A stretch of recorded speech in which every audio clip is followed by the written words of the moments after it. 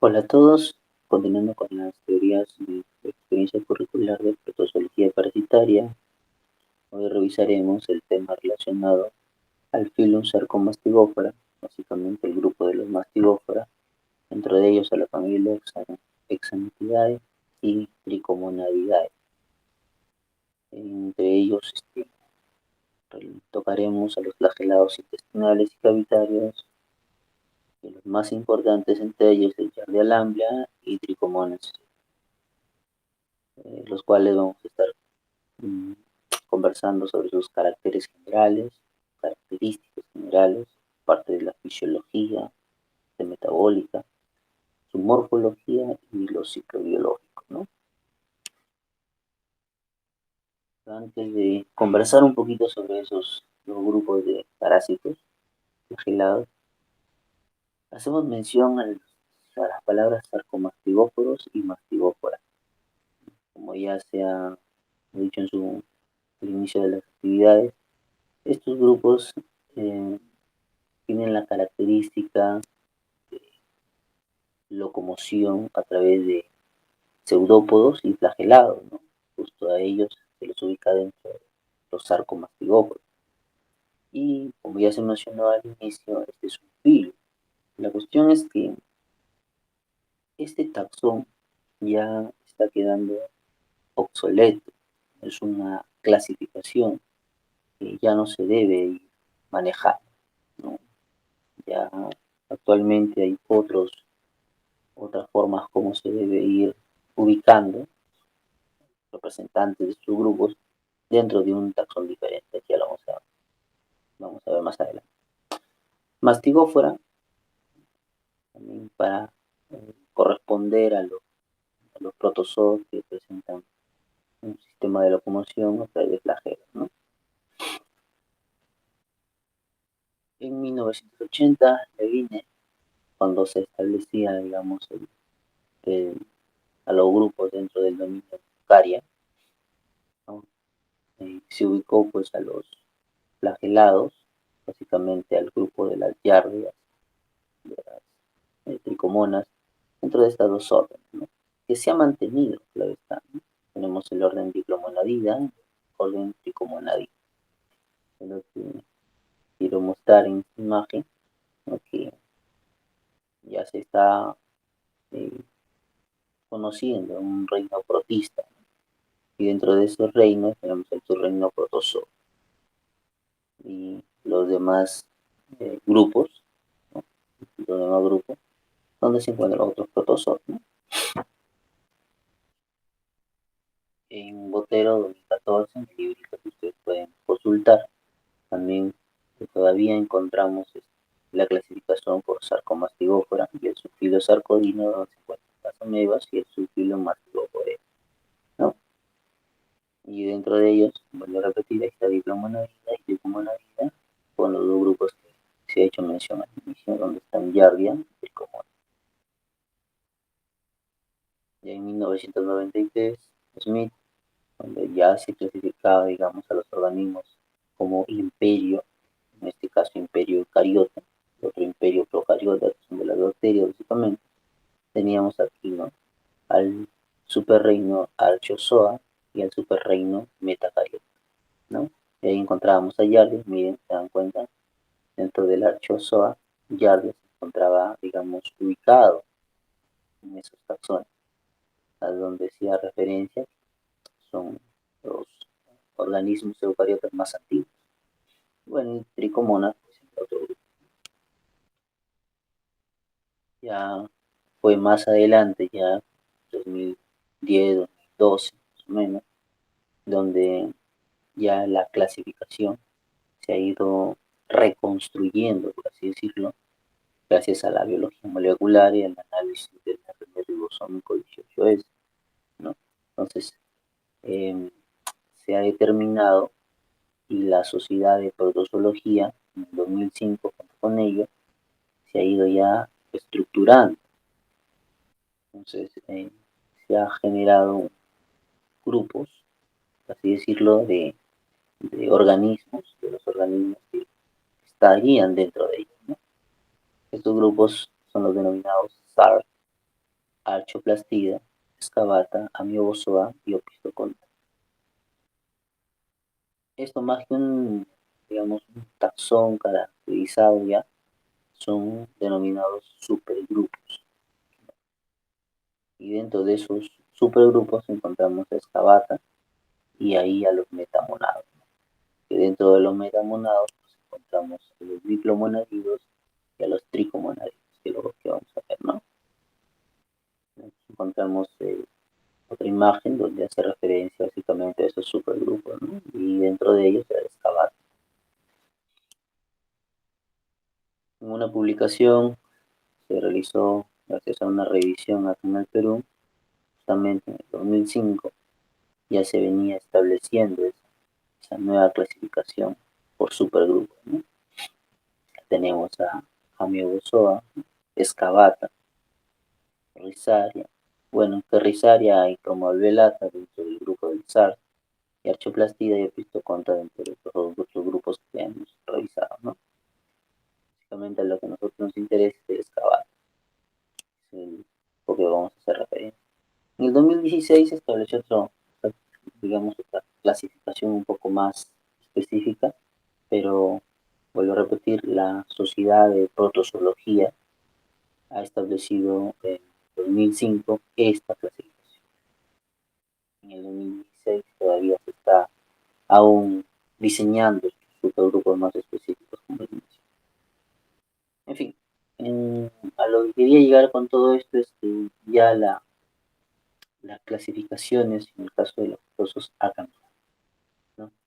Se ha dado más un criterio molecular que un criterio morfológico que en su primer momento se estableció, ¿no? Bien, entonces vamos a conversar sobre el supergrupo Excavata.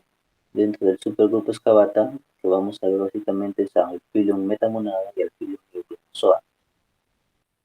¿De acuerdo? Solo que el Phylum Euglonozoa se va a ver en otros temas más adelante, ¿no? El día de hoy solamente vamos a tocar el Phylum Metamonada. Dentro del Phylum Metamonada tenemos a la clase Formicata y a la clase Parabasilia. Dentro del grupo Formicata tenemos a los diplomonaditos y el Parabasilia a los tricomonaditos, ¿no? Y dentro del diplomonadido tenemos a Llave, el representante que uno revisa. Y tricomonadidos a tricomonadidos. Dentro de los metamonados, como ya se mencionó, Ayardia está dentro de la familia Yardiidae. En su momento estaba, digamos, clasificado dentro del Hexametidae, ¿no? Aunque todavía en CBI sigue manteniendo dentro del grupo de los Hexametidae, ¿no? Y las tricomonas dentro de la familia Tricomonadidae, ¿de acuerdo? ¿Cuál es la característica más o menos que podemos decir que representa el grupo de las yardias? Es el orgánulo de succión único que presenta, ¿no? Que es el disco suctor. En el caso de los tricomonadidos, eh, la estructura relevante es en este caso el axostivo, ¿no? Vamos a revisar yardias. Dentro de sus caracteres generales, podemos decir que es un organismo estenoceno, o sea, presenta, digamos, cierto hospedero, es monoxeno, genera un ciclo directo dentro de su desarrollo biológico, como polita, en cualquier tipo de ambiente, con respecto a su nutrición, es quimio-órgano heterótrofo, ¿no? Entonces, no produce sus alimentos, tiene que básicamente conseguir sustancias orgánicas para su supervivencia, ¿no? Su tipo de alimentación es por endocitosis y pinocitosis, ¿no? Que básicamente en el caso del yagua lo hace por la superficie dorsal. Vamos a ver por qué. Es considerado en su metabolismo un anaerobio aerotolerante, ¿no? Carecen de mitocondrias, característica de y de aparato de Golgi, ¿no? Por ser un organismo ancestral, por así decirlo, eh, se cree que fueron los primeros organismos. A causa de ellos carecen de esos órganos. Reproducción sexual es básicamente un mecanismo por el cual se multiplican, hacen una visión binaria longitudinal, ¿no? Se menciona el término, por así decirlo, de una reproducción simetrogénica, ¿no? Para diferenciar a los otros grupos que realizan otro tipo de división binaria, pero el tipo homotetogénica, ¿no? También podemos mencionar que en 1681, un poco de historia, Leeuwenhoek es el primero que lo observó. En 1859, Lamb lo denominó como sarcomonas intestinales. En 1888, ¿no? Blackchard lo denominó como Lamble intestinal. En 1915, Styler lo denominó como Giardia Lamb, y hasta la actualidad se mantiene. En 1950 se estableció la relación que tiene con respecto al daño que produce. Y bueno, en la actualidad se conocen con ciertos nombres, ¿no? Giardia lambda, giardia intestinales y giardia duodenal, que es lo mismo. Y produce pues la enfermedad de la giardiosis, giardiasis, ¿no? O la ambliasis. Más podemos decir sobre este grupo, que se ha determinado ciertas especies. Tenemos Giardia gilis, el hospedador es anfibios, Giardia ardeae, las aves, Citasi, en las aves también, Microti en los roedores junto con Mudis, y Giardia lambda, básicamente a los mamíferos. Esta diferencia que existe entre las especies mencionadas básicamente es de carácter morfológico. Se acentúa básicamente en la forma de del cuerpo del trofozoito y también el cuerpo medio, ¿no? El cuerpo parabasal de estos representantes, ¿no? Pero dentro del grupo de la Giardia lamblia, Ryan Thompson eh, hicieron un estudio genético donde encontraron cierto polimorfismo. Entonces, a causa de ello, se establecieron grupos genéticos dentro del Giardia lamblia. Se determinó que el grupo genético A, lo denominaron, y B, tendrían una relación directa con patogenia en humanos, básicamente. Entonces se determinó que Giardia lambda, según su análisis genético, el grupo A y B realizan enfermedades en humanos. Y se postula un nombre para esas dos Giardia lambda. Tenemos a Giardia lamblia como tal y a Giardia entera. Y a los otros grupos genéticos que también son Giardia lamblia, tenemos a CD, GH, pero estos ya no atacan al humano, sino son patogénicos para otro tipo de hospederos. Y se le determinó pues con esos nombres, se le puso Giardia canis, bovis, catis, simondi y otros que todavía no se le ha propuesto un nombre. Y estos son los hospedadores dentro de estos grupos genéticos de Giardia lambda. Las dos formas evolutivas que presenta es trofozoito y quiste. Dentro del trofozoito, como ya sabemos, un organismo lábil, no tolera condiciones desfavorables para él, ¿no? Es un organismo móvil y metabólicamente muy activo. Este es un estadio donde el organismo se va a multiplicar, ¿no? Y también es la forma en que genera la acción patogénica. La otra forma evolutiva tenemos el quiste, sabemos, la forma de resistencia del organismo, es inmóvil y presenta reservas metabólicas, ¿no? Reservas que le va a permitir ir manteniéndose durante el tiempo que esté como quiste. Se habla de que el metabolismo de quiste eh, se encuentra entre un 10 a 20% de lo que normalmente haría en otro episodio. Y básicamente es la forma de transmisión para generar pues, la infección y por ende la enfermedad. Dentro de las características ya morfológicas que presenta el caso del trofozoito, ahí viéndolo más o menos a grandes rasgos, tenemos los 4 pares de flagelos. Si se dan cuenta, nace un flagelo por la parte anterior de una estructura que son, digamos, la base de los flagelos, que se le llama este, blefaroplastos. Y a todo ese conjunto de blefaroplastos se denomina cuerpo basal. Bueno, de ahí salen los flagelos y vuelvo a repetir, son 4 pares. Podemos mencionar a un par que se le denomina flagelos anterolaterales. A otros flagelos que nacen ya por la parte posterior se le denomina flagelos lateroposteriores, los flagelos ventrales y los flagelos caudales, ¿no? Tenemos un centro citosomal, que básicamente son orgánulos que se asemejan a las mitocondrias. Hemos dicho que ya no presentan, ¿no? No son estas estructuras que de alguna otra manera se podría hablar que cumplirían esa función. Presentan el disco suctorio, disco adhesivo, ¿no? Que le permite, valga a repetir y valga la redundancia, la adhesión al tejido el intestino, ¿no? Y tiene también mitosomas periféricos, ¿no? El núcleo, ¿no? En este caso, un par de núcleos, y también presenta vesículas periféricas. Y el cuerpo medio característico.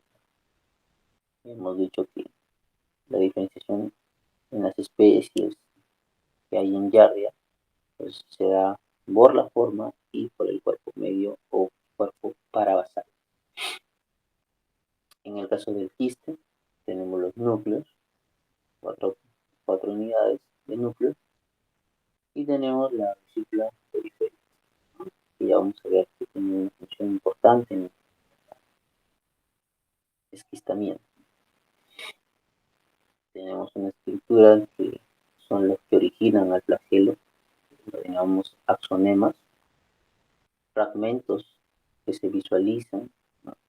El quiste son parte de los discos suctorios y la pared quística, ¿no?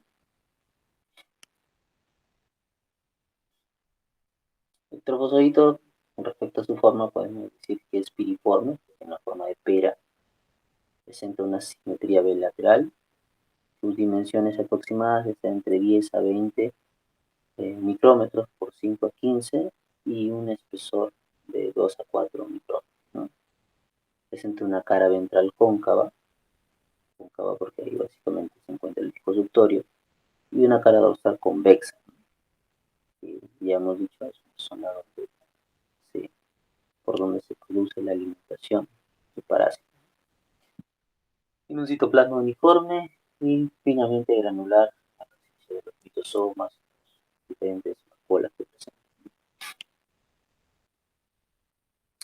Con respecto a su núcleo, son 2 núcleos, justamente por eso es que se le denomina ciclomonadidos, de 2 núcleos, ¿no?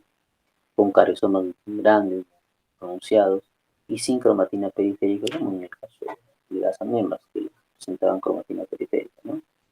Se habla de que presentan 5 cromosomas, cada uno de los núcleos, y su genoma abarca entre 10,6 a 11,9 megapares de bases, donde se ha encontrado el porcentaje de citosina y guanina pues, en un 42 a 48%. Es importante porque cuando hay, digamos, estos tipos de nucleótidos conforman material genético de un organismo, pues se habla de una posible estabilidad génica. Ustedes saben que la unión entre ellos es a través de 3 puentes de hidrógeno, entonces habría una cierta, digamos, estabilidad, ¿no? Trofozoito, con respecto a su citoesqueleto, podemos mencionar que presenta un disco suctorio, parte de su citoesqueleto, además de la fijarse a los enterocitos, ¿no? Y podemos mencionar que el disco suctorio se ve dominado por ciertas proteínas contráctiles, ¿no? Entre ellos la actina, miosina y la troponina.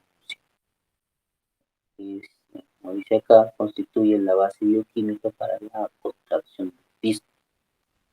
Cuerpos medios, ¿no? O parabasales, en este caso, como menciono, en forma de coma para de alambia, y correspondería, digamos, al aparato de Golgi.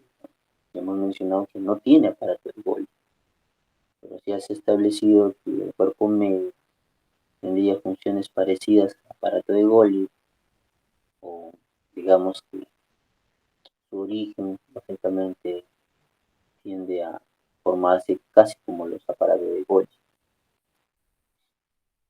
y que tiene mucha importancia en el sistema. Presenta 8 blefaroplastos, corresponden al cuerpo basal, y estos 8 blefaroplastos son los donde se originan los flagelos. Como tenemos 4 pares de flagelos, pues, cada uno de ellos nace de una base, por así decirlo, y esa base se le denomina blefaroplasto. Bueno, ya hemos mencionado que los 4 pares de flagelos son el anterolateral, el posterolateral, el ventral y el caudal.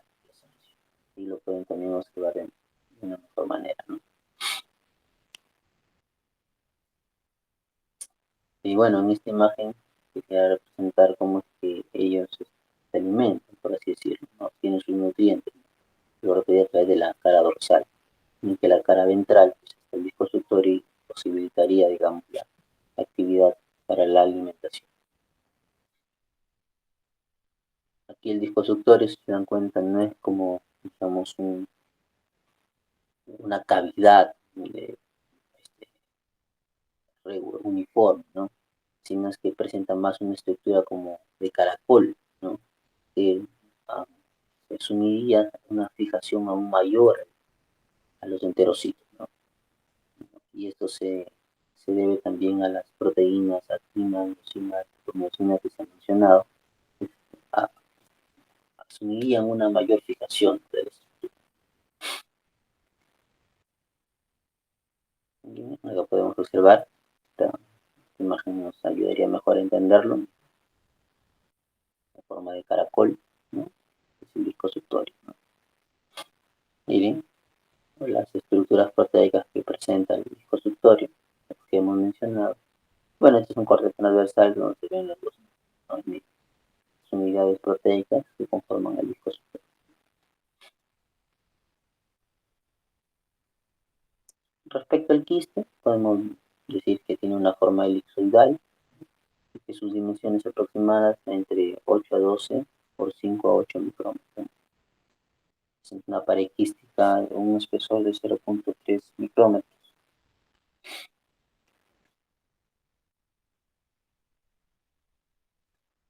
Podemos hablar de un prequiste cuando al inicio de su conquistamiento presentan aún 2 núcleos, y ya cuando este madura, pues hace una primera cariocinesis donde se tendría ahora ya no 4, sino, perdón, ya no 2, sino 4 núcleos. Eso sería un quiste tetranuclear. Voy a mencionar la actividad metabólica de los quistes, aproximadamente está entre un 10 a 20% del que desarrolla los trofozoides.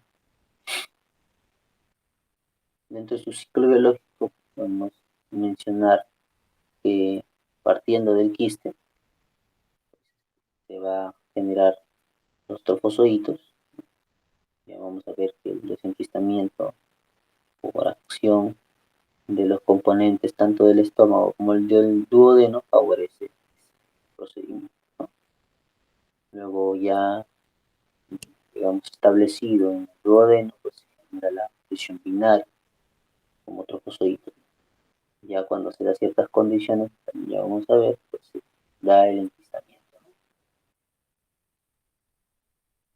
¿no? Aquí más o menos quiero mostrar que el ciclo biológico, un poco más específico, a partir del quiste, se da el proceso de desenquistamiento o esquistamiento.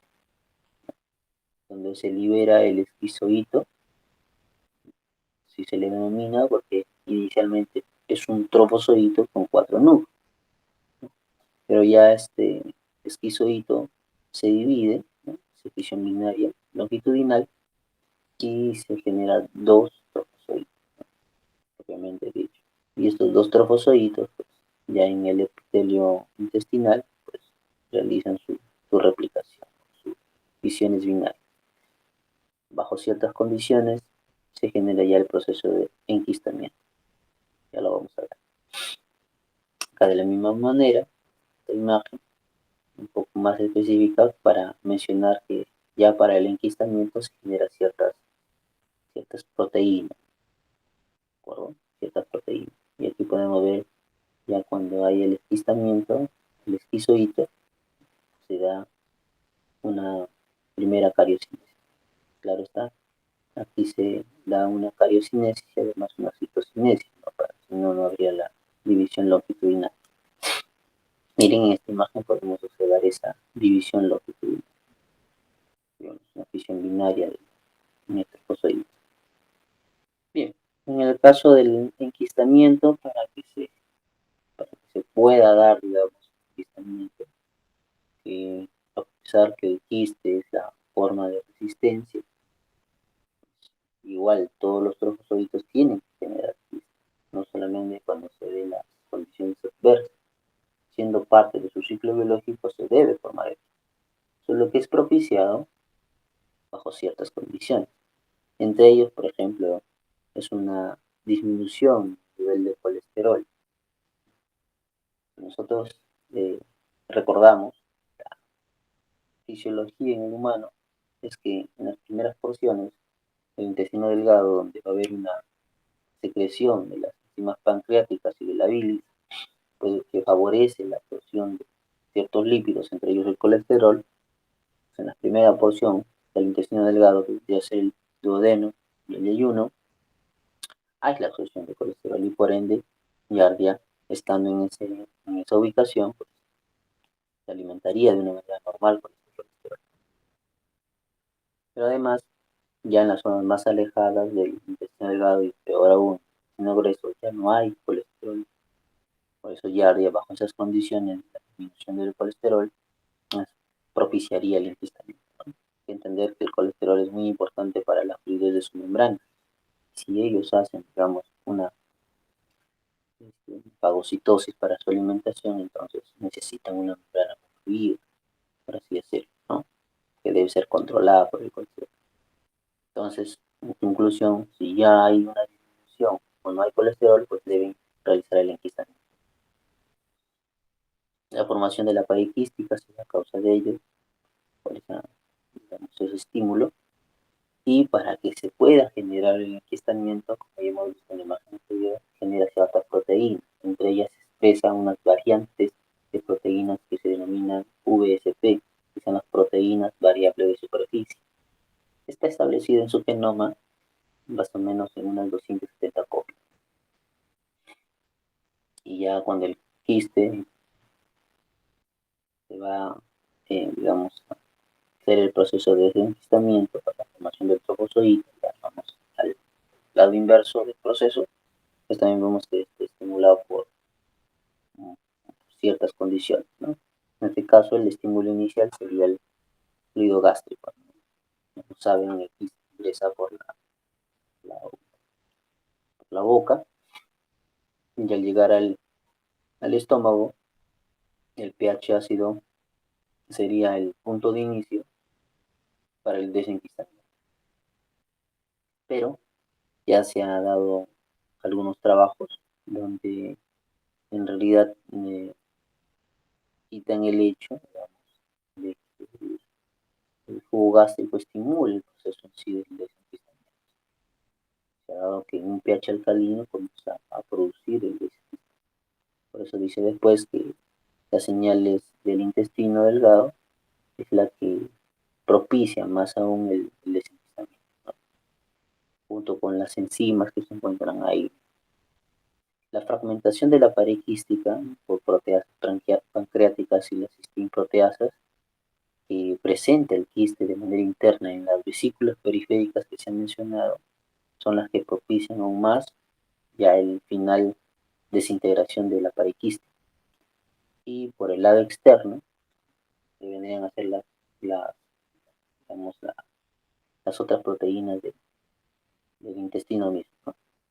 Entonces, para aclarar esta parte, la, la pared quística, por la parte externa, o sea, por la porción del intestino, las proteasas pancreáticas que migran el deterioro del quiste. Por la parte interna tenemos las cistinproteasas y fosfatasas del parásito, que se encuentran, vuelvo a repetir, en las vesículas periféricas, que ya se han visto en mi imagen anterior, ¿no? Y también, claro está, que hay una expresión de proteínas de superficie. Por eso se habla de que un giardia pues, tiene una gran variabilidad antigénica. La variación antigénica, digamos, le propicia a giardia pues tener digamos, una resistencia, por así decirlo, ¿no? Dentro del organismo. Su fisiología, podemos decir que almacenan glucógeno para su desarrollo. La glucólisis que ellos realizan dentro de su metabolismo está ciertamente modificada. Ustedes saben que para el metabolismo activa la glucosa con la presencia de ATP, ¿no? Pero en este caso utilizan pirofosfato, que vendría a ser un fósforo inorgánico, ¿no? Que establece para la producción de su energía. Presenta un metabolismo fermentativo, ¿no? A partir de la glucosa y genera como productos finales acetato, etanol y sodio. No tiene aparato de Golgi, como hemos mencionado, pero el cuerpo parabasal, ¿no? Que tendría un origen similar al aparato de Golgi, pues se ha dado que es muy importante para la fase de enquistamiento, ¿no? Ya saben por qué, porque en la fase de enquistamiento hay ciertas proteínas que se deben generar. El aparato de Golgi modifica esas proteínas que se generan en el ribosomo, muy importante para el enquistamiento. Modulan las interacciones proteicas mediante la variación de sus proteínas de superficie. No realizan una síntesis de nuevo para lípidos, nucleótidos, aminoácidos y micronutrientes. O sea, ellos no producen ningún tipo de estos macromoléculas. Ellos necesitan es un sistema de reciclaje que lo obtienen básicamente de su hospedero. Pero sí se habla de que poseen genes de síntesis de colesterol. En otras palabras, podemos decir acá que produce colesterol. ¿Por qué? Porque a causa de esa deficiencia es la que se produce en el enquistamiento y no pueden seguir, digamos, en su forma de trofozoito, como mencionaba antes. Entonces, ya algunas investigaciones establecen que tienen ciertos genes que posiblemente sean parte de una posible mutación. Cataboliza la asparagina mediante la hidrolasa de arginina con la producción de ATP. Es parte de su vía metabólica que apoya pues para generar a un número mayor de ATP. Saben muy bien que en la fermentación solamente se producen 2 ATP. Estos organismos para presentar flagelos necesitan una mayor cantidad de energía. Entonces utilizan otras estrategias como en el caso del ciclo, digamos, de la asparagina, donde favorece esa formación. Y también sintetiza cisteína. Bueno, más que sintetizar, lo obtiene por su sistema de reciclaje. Esa cisteína lo obtiene, la utiliza, por dicho, para que tenga la acción de un mecanismo antioxidante. Hemos dicho que es un anaerobio aerotolerante, entonces quiere decir que en condiciones de aerobiosis puede tolerar esas condiciones, pero tengan en cuenta que el oxígeno tiene un alto poder oxidante, ¿no? Además, como se reduce en ciertas condiciones, ¿no? Entonces puede formar unos elementos que le llamamos radicales libres, y estos radicales libres son altamente reactivos, que podrían desintegrar la membrana, el ácido nucleico, ciertas proteínas. Entonces, todo organismo necesita mecanismos antioxidantes para eliminar o contrarrestar el efecto de estos radicales libres. O sea, ellos lo hacen a través del cisteína, ¿no? vamos a ver de manera muy breve también las tricomonas, ¿no? Vamos a hablar también de los caracteres generales, morfología, ciclo biológico y fisiología. Dentro de los caracteres generales, el monoxeno, como polita igual que el giardia, y no produce quistes. Se habla de un pseudoquiste, que ya lo vamos a ver más adelante, pero no, no producen sí quistes, ¿no? También igual que giardia es un órgano heterótrofo, ¿no? La alimentación es por endocitosis y monocitosis, son también anaerobios aerotolerantes y carecen de mitocondrias, pero en reemplazo de ello, en el caso de giardia, recordarán que son los mitosomas. En el caso de tricomonas presentan hidrógenos, ¿no? En este caso se habla de que sí presentan aparato de Golgi, pero en su primera formación, que son los dictiosomas, ¿no? Que son los sáculos iniciales que dan la forma ya de un aparato de Golgi. Reproducción asexual, también de la misma manera, simetrogénica, igual que llave, ¿no?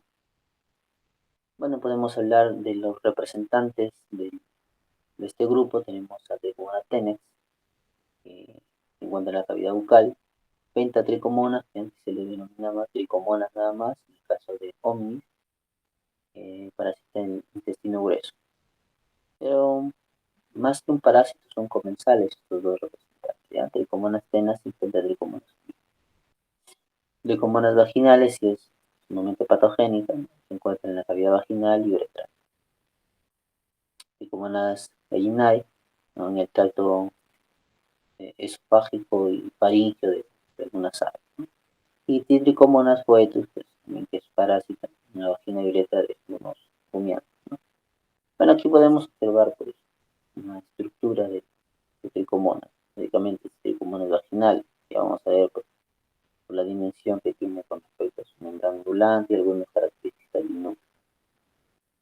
Más adelante vamos a las estructuras, para lo que podemos mencionar de manera muy rápida son los flagelos anteriores, ¿no? Que presentan el flagelo recurrente a la costa, una estructura que se encuentra en la base de la membrana ondulante, ¿no? El cuerpo parabasal, tenemos el núcleo, el axostilo, lo característico que hemos mencionado en este grupo de tricomonadídeos, bueno, y ciertos filamentos, ¿no?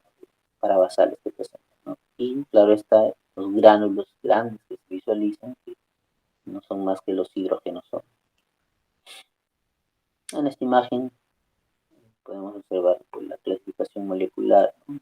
O la reclasificación molecular, ¿no? Pentatricomonas unimi, ¿no? Como se mencionó en un momento, se conocía como tricomonas, tricomonas vaginales y tricomonas tenas, ¿no? Que son básicamente los que se encuentran en el humano. Acá están los tres representantes, ¿no? Tenemos a tricomonas vaginales, tricomonas tenas y pentatricomonas, ¿no? Una información también relevante, le dicen o lo han clasificado pentatricomona porque presenta 5 flagelos, ¿no? Son apical, ¿no? Acá nos hace referencia de la membrana ondulante, se dan cuenta, ¿no? Para que ya tengan una idea. En el caso de pentatricomona zombie, la membrana ondulante es, digamos, o recorre todo el cuerpo y el flagelo que se encuentra, digamos, formando parte de esa membrana ondulante es emergente, ya sale del cuerpo de la tricomona, ¿no? En el caso de Tenex, la membrana ondulante casi se encuentra en la parte distal, ¿no? En el caso de Vaginalis, no. O sea, su membrana ondulante solo ocupa hasta la mitad o dos terceras partes del cuerpo. En el núcleo, miren, el núcleo más voluminoso en el caso de Vaginalis, ¿no? Bueno, dentro de la morfología podemos encontrar ciertas estructuras. Ya hemos mencionado los flagelos anteriores,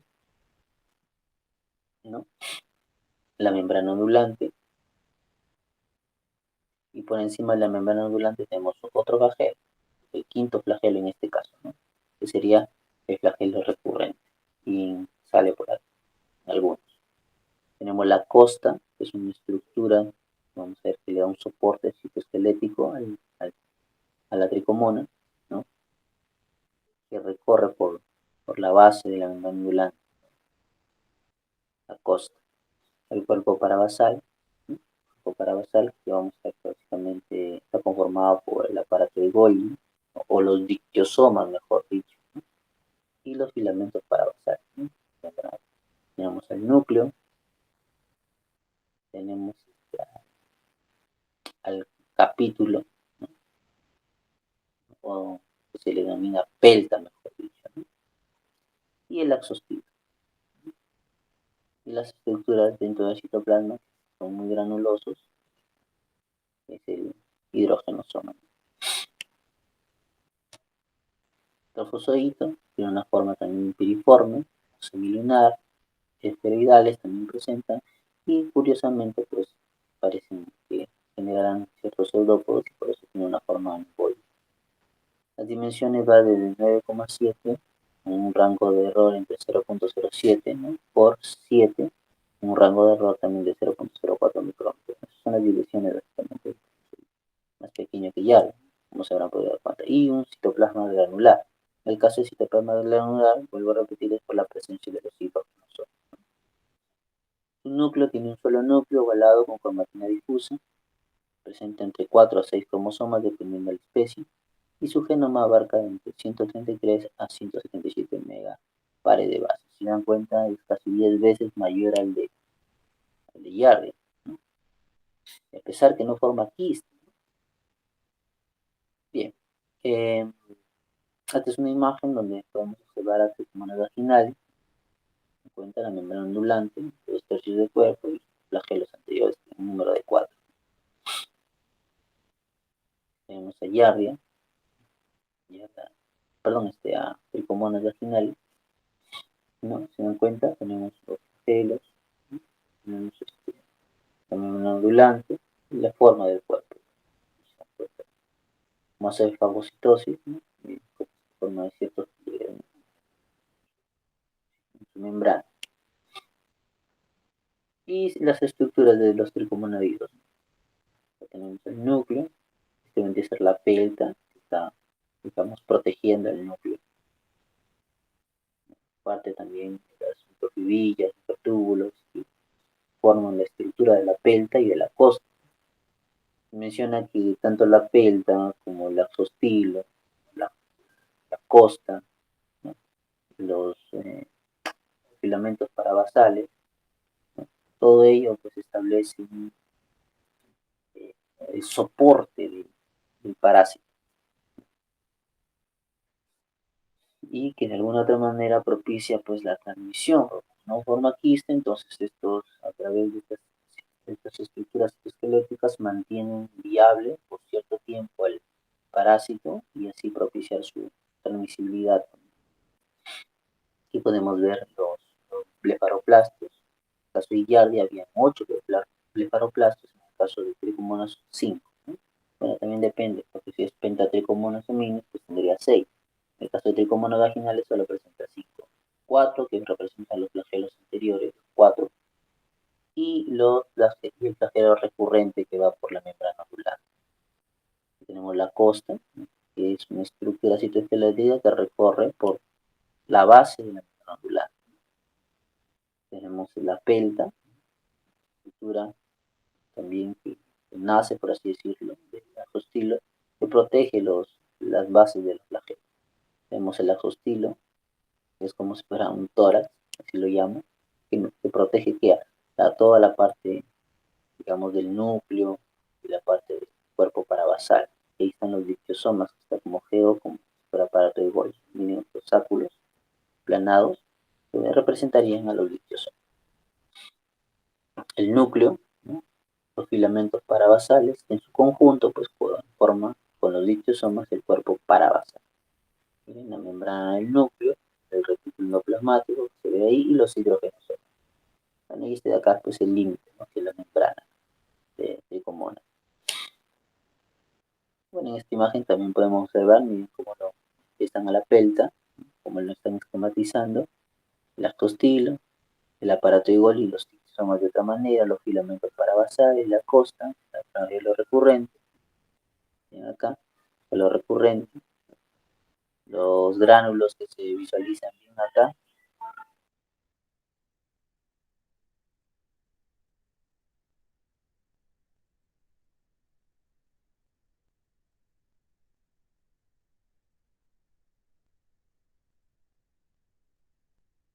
Disculparán,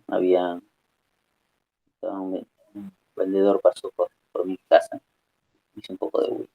Bien, entonces aquí lo que estamos mostrando básicamente son esas estructuras citoesqueléticas, ¿no? Que son muy importantes para tricomonas, que vuelvo a repetir, no produce quistes, entonces tiene que tener cierta resistencia, por así decirlo, para que se pueda transmitir, ¿no? Miren acá, entonces, esta imagen lo que nos da a conocer es que esos filamentos parabasales, los lichiosomas presentes, en su conjunto forman este cuerpo parabasal que se observa, pues, ¿no? A veces se ve opacada, por así decirlo, por el núcleo cuando se da la floración, pero se logra en algunos casos visualizar. Miren, en esta imagen queremos dar a conocer esa forma de boyes, de comonas que, digamos, suele presentar cuando se adhiere al tejido, ¿no? Para de ahí obtener sus nutrientes también. Miren, acá la estoy viendo. Dentro de su ciclo biológico, un ratito,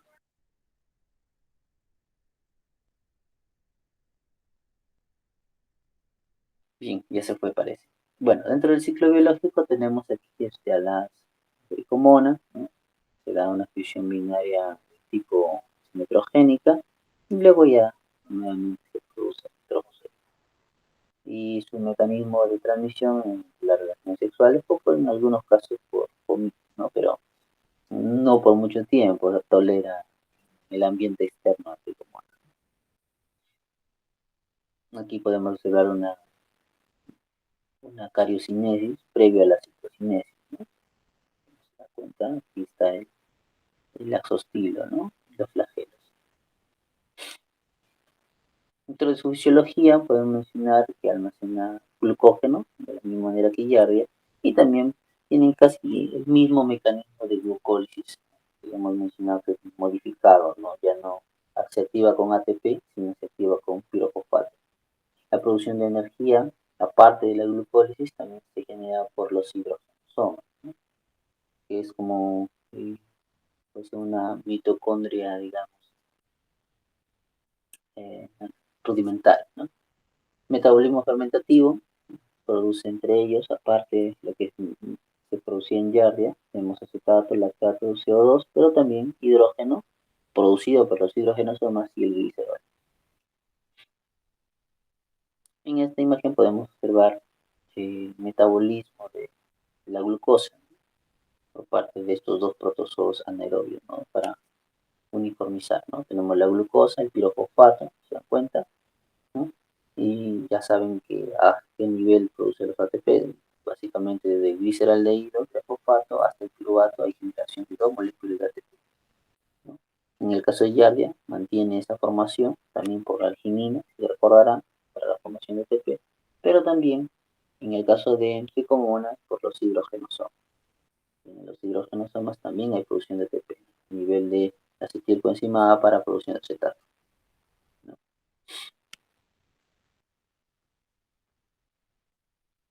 Con respecto a sus ácidos grasos, ¿no? Y hemos dicho que el Comona no hace una síntesis de nuevo, entonces lo que hace es un sistema de reclutamiento, ¿no? O de reciclaje, por dicho, para la obtención de estos líquidos, ¿no? En este caso, el ácido graso del hospedador lo obtiene y ellos ya internamente hacen un metabolismo oxidativo, ¿no? Si recordarán, de la beta oxidación de ácido graso, que ellos ya utilizan esta materia prima para, digamos, formar los lípidos que necesitan, ¿no? Aquí podemos observar en el catabolismo de la asparagina, ¿no? A través de la dihidrolasa de arginina para la producción de ATP, de acuerdo a Giardia, como una están haciendo lo mismo, ¿no? Y se dan cuenta la ruta de la arginina dihidrolasa, ¿no? Podemos visualizar que se genera ATP. Aquí podemos visualizar la biosíntesis y reciclaje de la metionina para la formación de cisteína que se utilizaba para la acción de antioxidantes en otros organismos diferentes. También podemos mencionar que, bueno, acá lo que está mostrando es la acción de la cisteína como mecanismo antioxidante de lo que se obtuvo acá, pues, ¿no? Entonces vemos aquí que en otros organismos, no tanto en el minto como en los quimioplastidos, pues tienen otras estructuras que generan esa acción antioxidante. Hay que recordar, vuelvo a repetir, que todo organismo que entra en contacto con el oxígeno tiene que cuidarse de la formación de los radicales libres, porque estos tienen un poder altamente oxidante. Entonces debe tener ciertos mecanismos que contrarresten esa acción. Y por último, también, como hemos mencionado, ellos no hacen síntesis de nuevo para los nucleótidos, entonces necesitan pues eh, obtener esos nucleótidos del copiador y además modificarlos según los nucleótidos que necesitan, ¿no? Hacen una vía diferente, ¿no? Que ven cómo es que se establece. Y bueno, eso sería todo por mi parte. Ya lo vamos a ver en la clase sincrónica. Esperamos sus preguntas y si no, ahí conversaremos. Nos vemos hasta la clase.